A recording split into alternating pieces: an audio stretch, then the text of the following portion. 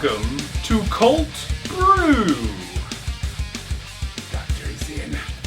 Today we got a little bit of a special video for you guys. I've been talking about it for a while now. I've started home brewing. That's where you brew beer in your home. Today what we're going to be making is a stout that was sent to us by njstout. It was sent in a box that comes with all the ingredients that you need to make it, so this will be super easy recipe to do. You know, once you brewed a couple times, you learn it's all basically the same when you do names, you know? So it's a stout, has some hops, has some grains. You boil them up in a big old kettle over here, and then you ferment it for a while. So this is the first part. Number one, first video. I don't know how I'll do this. I might string all these videos into one. I might like put them out separately. We'll figure it out later. First step is we gotta boil a bunch of fucking water. Okay, let's get this going. What I've learned from doing this is you can either use, you know, just plain tap water and boil it, because you want to boil any sort of, you know, microorganisms that happen to be hanging out there. Microorgasms. The tip is always, like, if the water tastes good, your beer should be fine. But if it's tap water, you gotta boil it. Instead, what I do is I just go get distilled water, which is the same fucking thing. It's got all the things and any sort of living organisms have been bleached and radiated and whatever else out of here. Jesus. Just H2O. So we're gonna need 2.5 gallons of our water. Yeah, unfortunately Fred Meyer didn't have the big old tubs of water that come in 2.5 gallon sizes. Those are perfect. Yeah. Perfect for brewing. Yeah, what about those? You need 2.5 gallons exactly. Now, you don't need quite such a large brewing vessel, but I found that, like, it's nice. It's really nice to have one if you decide to do it more than a few times. And that's the thing about brewing, you don't gotta be too exact. Yeah. You just wanna, you know, sanitize and clean. Yeah, I guess that's actually step one here, is to clean all your shit. Mm-hmm. Which I've already done. That's about half. Yes. Use sterile urine. Half-ish. It's okay. I'm just gonna... Yeah, that'll be good. That way the thermometer's sticking there nice. And then we bring this up all the way to 170 degrees. Temperature is very important to brewing. You didn't know that. Now you do. Yeah. Get yourself one of them there thermometers. One of them there thermometers. The reason that's important is because when you brew the beer, you're going to add some grains to it, some crushed grains to help give it the flavor of the beer you're making. This particular pack came with these Maillard malts. What? Maillard. Maillard. This is what gives it the stoutiness, right? Because see how all roasty and brown those are? These grains have been super roasted to give them nice dark color, as well as that, you know, deep coffee and bitter flavor. When you do this is you put your grains into a sock. No, it is a sock. It's a satchel. It's his cock sock. And that way you're not getting a bunch of extra grains, you know, hanging out in your beer. Because the more particulate you have in your wort, the cloudier your beer's going to get. That's one reason I think people do a lot of the double fermentation, is to get rid of a lot of the cloudiness. But I don't really care. Yeah, I can't remember too many cloudy beers that I dislike. Do you like the funnel? Okay. That's how you do it. Oh, I forgot. It's very, it's crushed, right? So there's a lot of dust in here too. So that's going to pour right out of your bag. So just pour it like over somewhere where that doesn't matter so much. Oh, yeah. You don't want to do this over your beer again, because all that particulate is going to get inside your wort. Lost the dust. And we're going to put this in there right ahead, right now. And tie off that sock so no one discovers it in the laundry. Yeah. So what that's going to do is it's going to steep in there for, they always say about 20 minutes. Or until 170 degrees. So here is what you need to know about what's behind the scenes about that. When the malts here get above 170 degrees, that's going to introduce tannins into your wort. Tannins are what give it sour flavor, much like wine or tea or anything else. When it's overbrewed, you're going to get tannins. It's going to be sour. We don't want that. So make sure you don't go above 170. Otherwise, you're going to have a bad time. Let that sit there and steep. We're going to keep a very close eye on our thermometer. Wait till it gets to 170. Now, that is a different type of sour versus like a sour beer where bacteria is introduced. Tannins sour and bacteria sour are two different things, and you will know the difference because one just kind of tastes almost like lemon. The other one tastes like vinegar. Vinegar is bacteria. That's bad. That's something else I should bring up while this is going. So everything that I'm using here has, 1, been washed, 2, sanitized. That's not sterilized, sanitized. Sanitized is kind of like halfway sterilization. It's like half-hearted sterilizing something. Basically, you get all the particulate off of anything you're using by washing it, and then you use a sanitizer that gets rid of all the surface level bacteria and stuff. What I use is Star Sand. Oh. Star Sand. I make a big old bucket of it that's right here. And then you got a bucket you can just dip all your shit into and get it all sanitized.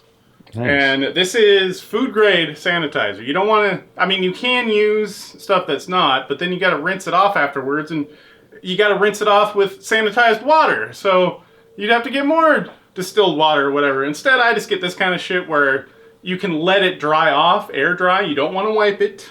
Don't use like a towel or anything. Don't wipe it down. Just let it air dry.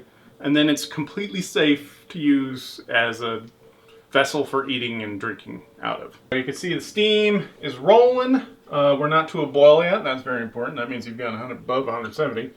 And then at this point, we're going to take out our grain sock.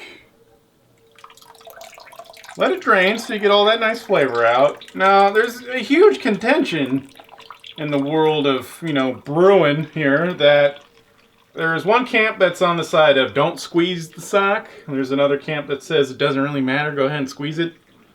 I fall somewhere in the middle where it's like you can kind of play with your sock. Remember to cup the sock. Cup the sock, just to, you know, because if you squeeze it too much, then you're going to get more tannins. But I like to at least get, you know, whatever little bit extra flavor out of there I can. Now, we got all that flavor added to what's going to become our wort. Now we just keep letting it rise in temperature. We don't have the grains in there that are going to release tannins anymore. No tannins. And then this is going to get to a boil. You want to bring this to a boil because the next thing you add are all your sugars. We have achieved boil. Now this seems counterintuitive, but the first thing you want to do is take it off the heat.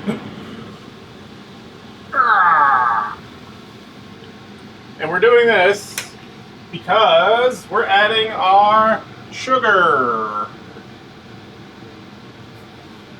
Oh, when you Jesus. add your sugar, your extract, you definitely don't want to burn it. Because while it's fun, burnt sugar is probably one of the worst tastes ever. Yeah. As long as you can get into it. There we go. So do we get the Robo twist. What kind of sugar is this? This is Mallard malts. It's Oh. more malt sugars, malt extract. Oh, that is thick. Thick and syrup. Mm-hmm. And I mean, yeah, it's a lot of syrup, but that's what gives it all the good stoutiness. Uh-huh.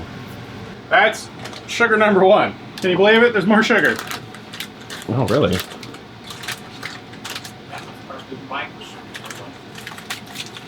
Yeah. What kind of sugar is this? This is more. Oh no. This is traditional dried malt extract. Basically, it's just an extract from another type of malt, another type of grain, and it gives you more flavor. Yeah, flavor. With your sugars, you're adding them after you reach your first boil. Okay. and then you're stirring them in and getting them all the way dissolved before you return to heat. Brewing beer versus buying it. What is cheaper? It really depends on the scale you're working at. When you work in the scale I work at, which is the 5 gallons, you can definitely save a bit of money after the initial investment of the brewing pot and all your equipment. Because you can get everything to brew 5 gallons of beer for like $35. The ingredients. Yeah, you can get all the ingredients you need. 35, 40 bucks maybe. And that's 5 gallons of beer. Yeah. So normally you get like what, like a little over a half gallon in a 6-pack? So I've dissolved my sugars all the way, and then what you do is you get back on your burner and turn the heat back up, bring it back to a boil. This is probably the most exciting part of the beer making, because with all of those sugars and grains and stuff inside of here now, there's a bit of chemistry that goes on when this gets up to temperature. There's a little piece of action called the hot break. Ooh. When you don't have the right pot, you're going to notice because all the proteins from the grains begin to coagulate as it heats up, and they create sort of like a solid mass that keeps the vapors from escaping until a point where they break, the hot break, and then everything erupts out like a volcano. That only happens if you fuck up. And also, sometimes it'll still happen, and you just got to be careful. Take it off the heat if that happens. You'll notice. You'll be able to see things happening, and it'll start to look weird. All the foam will create like sort of a solid mass on there. And to get around that, you just kind of, you keep stirring. This isn't like, it's not like making gravy. You don't need to stir constantly. But, get in there, break up the proteins, keep stirring. And eventually, like right before you hit that rolling boil, the hot break will happen. There we go. Yeah. There we go. Now it's happening. There it is. And then you see with the big ass pot, you don't have to worry about the explosive hot break. It's just a nice, calming, relaxing experience. It's like using lube. But we're boiling. We're actively boiling. We've hit our hot break. And at this point, this is when ingredients go inside of there. Yay. So we're going to start off with the cluster hops. This goes in for an hour. You cluster hops, yeah. Now, there's different schools of thought here. You can put this in a sock, so it doesn't add to the particulate in the beer, but I don't really care.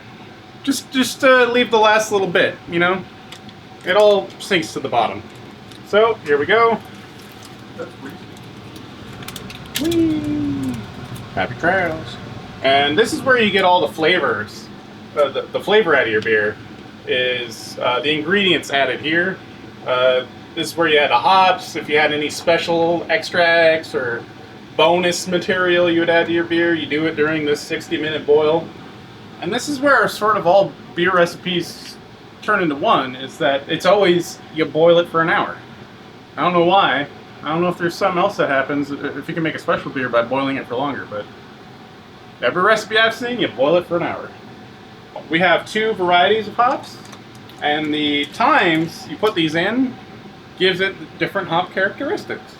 So since we added the cluster at the beginning, that's going to give it the undertone of the hop. That's what's going to give it all the bitterness in the flavor. This Cascade hop, which is more of an aromatic hop, is going in 20 minutes before the end of the boil, and that's going to give it, like at the tip of your tongue, sort of a bright flavor, but it's also going to add much more to the aromatics. It's been 40 minutes, and now we're on to hop number 2, the Cascade. And this it goes right in there like that. Woo. Get in there. Get in there. I feel you little pellet. We're almost done, got like 10 seconds left. This is gonna beep, and then our wort will be complete. Your wort is complete. Beep. All right, so immediately take it off the heat. Fuck you, heat. What did heat ever do to you? Here's the process. That wort is done. The wort needs to become beer now. In order to do that, it needs to ferment. To ferment, it has to be the right temperature. To get to the right temperature, and you want to get to the right temperature as quick as possible, because at this point, the beer is very prone to having bad things happen. To cool it down, there's a ton of different ways. I don't have an advanced way to cool it down. What I do is I take a pot like this, and I fill it with ice. Just give it an ice bath. Yay! And I want to do that without touching anything to this. It's already sanitized. I don't want to unsanitize it by touching weird things.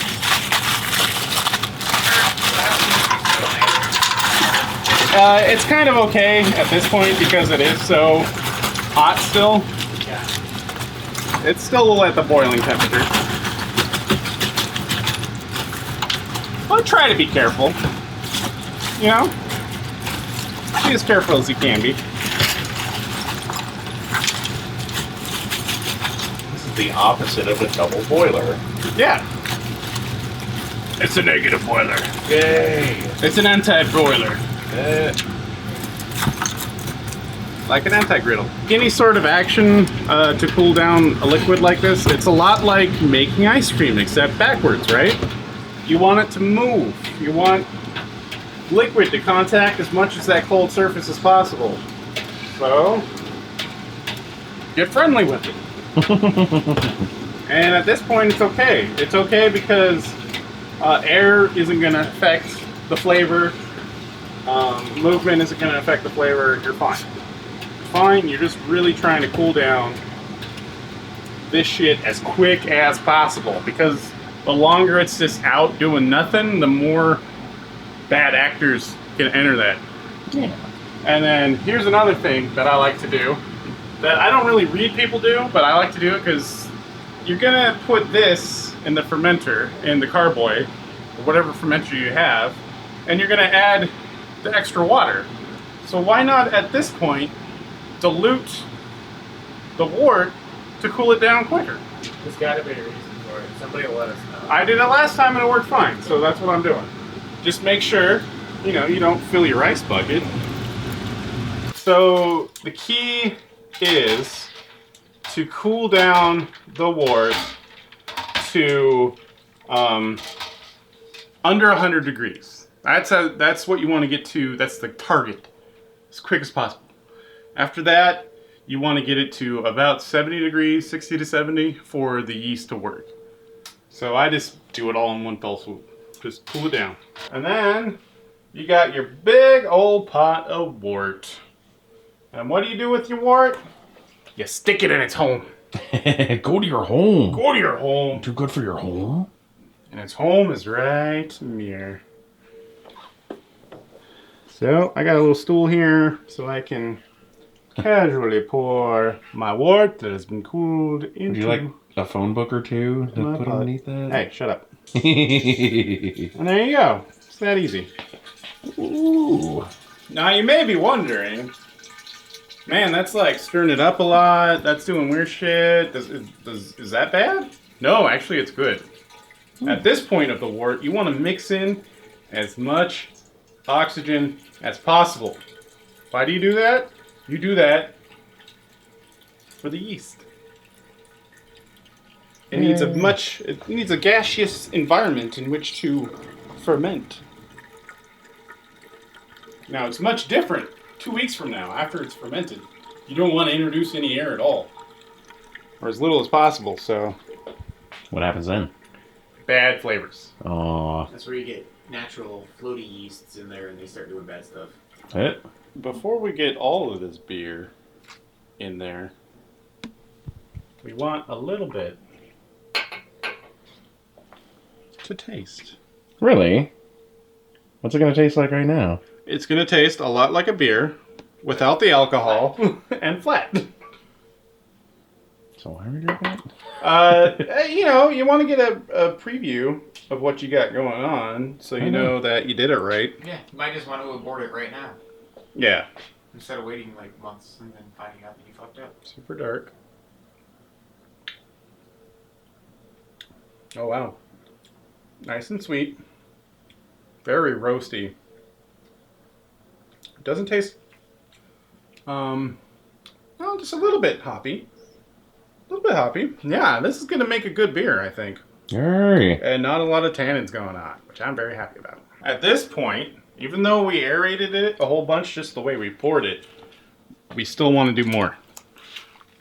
Air is our friend. Air is our buddy. This part scares me every time I watch this. So, Oh, gosh. This is literally what you do. You shake it. You shake it. Get in there. Get in there, Air. Get in there.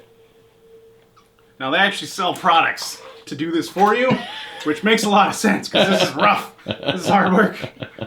Beer's aerated. Final step of the first step of brewing. Now you want to pitch in your yeast. I'll pitch it in, baby. Now, they gave it a fancy name, or a weird name. What the fuck is pitching the yeast mean? Literally just means throw the fucking yeast in there. And then carefully pitch in your yeast. Oh, I can hear him eating it already. This shit's sanitary. It's just not good, but you're not drinking it, you're keeping the air out. So you fill it to your line. Whoop! You put your cap on top. There you go. So that does what exactly? This blocks air from entering the carboy, but it allows air to escape. Now, you have to remember it does evaporate quicker than water, so you might have to refill a little bit. But there you go. Here is CultMoo Stout from njstout. Thank you, njstout, for sending this to us. I'm going to go ahead and stick this under the stairs, because that's where we keep our beers. And our people. Like they're Harry Potter. Welcome to the final installment. Installment 3 out of 3. However, we've only installed or filmed one other installment because I skipped over the second installment, which was bottling day. So, sorry about that, guys. Just didn't really have time to make that work. But I assure you, the beer was bottled as normal. What you do is you take your carboy and some tubing, and then get that beer, the wort, that's now fermented after all that time, and you put that in a bottling bucket along with some bottling sugar. I won't go into too much detail about that, but you can look it up. So our beer has been aging, bottle conditioning, they call it, for 3 weeks. And it is finally ready. The Stout. That njstout says. Yay! So we're going to go ahead, crack this open, and see how it turned out. Now, something that happened during bottling day is that, you know, you get a taste of it along the way, so you can tell where the flavors are developing and everything. And I tasted a little bit of tartness coming into the beer, which is unfortunate. I don't like stouts that much that are tart. But, hey, you know what? That's just what we got out of this batch, so whatever. We're still going to try it. No, we should just throw it all away. And that's not like bacteria. That's just the flavor of the beer. Yay! It's either like from the yeast or the hops that causes that, right? Oh, you scared the kitty. All right, definitely carbonated, as you can see. Yeah. And it's That a decent color. Oh, look at that. That looks like a stout as fuck. It's definitely stouty. So okay, Ooh, so super stouty. Yeah. So this was So bubbles? Bubbles. Not too bad.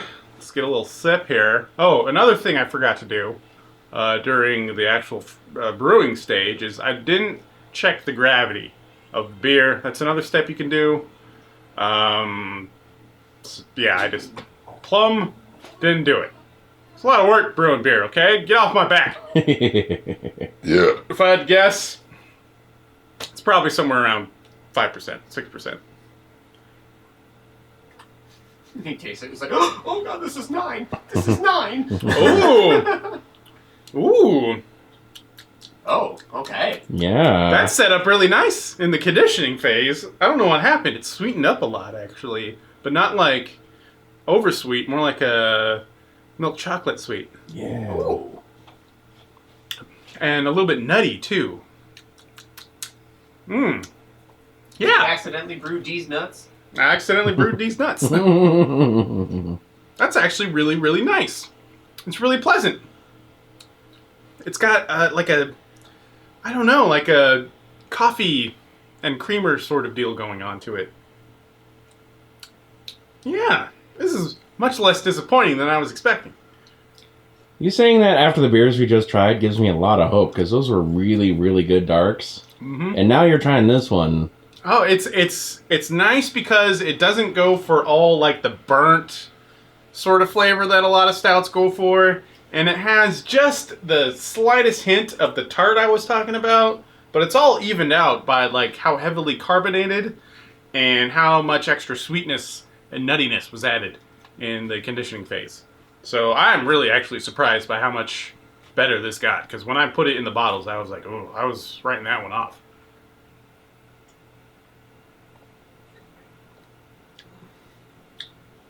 Ooh. Ooh. Yeah, it does. Like, because I didn't taste it on the bottling phase. I tasted it like when it was first made. It like you can still kind of taste that base flavor, but it's changed a lot. And like that sourness, like I don't know what it was like when you tasted it, but like it's there. You can taste, but like it's needed.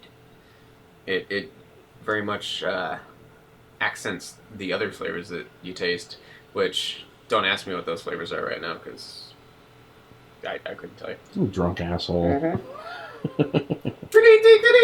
News! This Yeah. just in. Beer, Simply Beer Stout. That's who made this. Check out Simply Beer. Simply Beer Simply Stout. beer. Okay. If Yeah. you No. want. It's got just the right amount of like coffee flavor to it. Yeah. Like it's not. Like you said, kind of chocolatey. Like I'm not quite getting like the chocolate flavor to it, but it's got just enough of that like roasty essence to it that it's good. I like it. I was a little leery just off the like the stout aspect of it, like for our homebrew kit. It's like, what are they going to give us? And then that's pretty solid. I agree. Very solid. And the flavor, like, the flavor for this changed way more than the flavor of the other two beers I made. Like from point A to point C. Yeah. Like the lavender, or not lavender, but the Earl Grey. Grey I mean, it changed and it developed, but you could tell where it was going. Like this one, you could not foresee this being. Yeah. the See, result. like I didn't taste any of the first one until the final product, and I want to say I tasted the wort or what have you before you bottled it with the Earl Grey. But like this one, yeah. So no, actually no. The Earl Grey was just the last. So yeah, this one definitely a change from first to last. But it's amazing how much you can still taste the original flavor. No, this is good. I like it. Like I really was not expecting that much out of a box. Oh.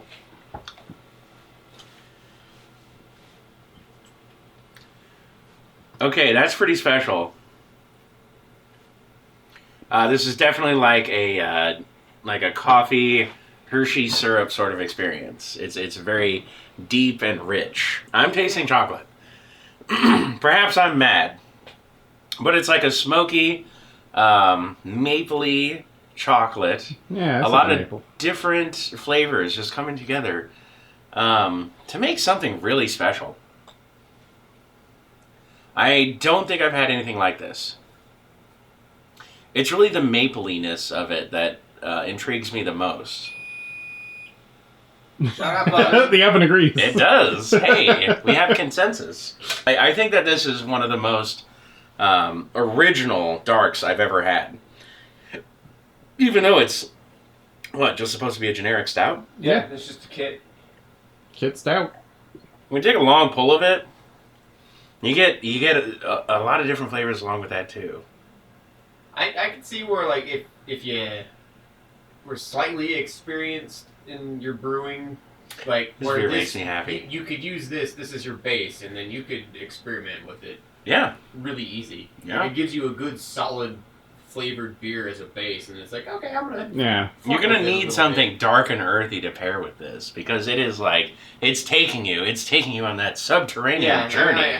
Well, I mean... You know, where the dwarves, they dug too greedily into the ground. They found the Balrog. This is the Balrog, baby. It's good. It's kicking my ass. It's great, though. I think that the flavor of this one is, it is head and shoulders above most stouts. Especially if you're a fan of Guinness, you'll realize that, like, while Guinness does have some dark flavors to it, it's just, like, really... You know, it's almost a watery beer. This has flavors to accompany all the way through the beer, and it's amazing. Definitely night and day. Try this stuff. It's incredible. Yep. All the home brewers out there, highly recommend Simply Beer. Check them out. Thank you, njstout, for sending this out to us. And hey, So much. I'm Hair Pink. If I can make beer, so can you. Try it out, man. You gotta get creative. That's what I'm all encouraging. Just get creative, make stuff, Yeah. make cool stuff. Make some of that original intellectual property beer. Cook food. Try new foods. Try new drinks. Make your own. That's what's awesome about shit, man. Yeah. Just Blaze those trails for science. yeah. And for your own palate, for goodness sakes. Exactly. This has been Cold Brew, episode 1. In the future, I don't know what I'll do with this. I'll probably film a few more of my more interesting recipes, Yeah. as we should say. They've all been really interesting so far. Maybe Every a- single one of them has been fucking revolutionary. Cream if you corn ask me. beer. Maybe a cream corn beer for Loafy. I got that corn down in my heart. We'll see. Alright, so thanks for watching, you guys. Go check out our social deets. Cream corn pilsner. Cold Brew. Yeah! See you next time.